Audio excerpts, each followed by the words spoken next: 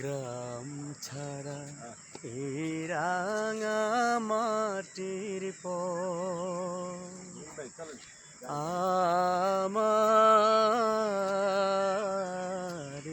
মন ভুলায় রে। গ্রাম ছাড়া এই রাঙা মাটির পর আমার মন ভোলায় রে।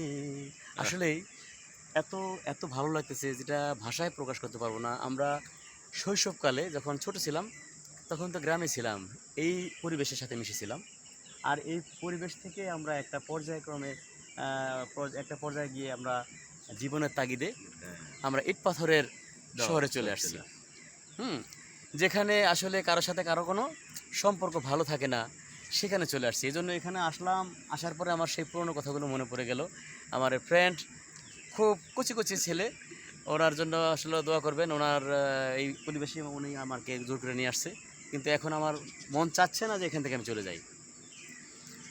মনে কয় গায়ে ফিরা যায়, মনে কয় গায়ে ফিরা যায়। হ্যাঁ, গায়ে ফিরে যাব শেষ বয়সে যদি বেঁচে থাকি। ধন্যবাদ।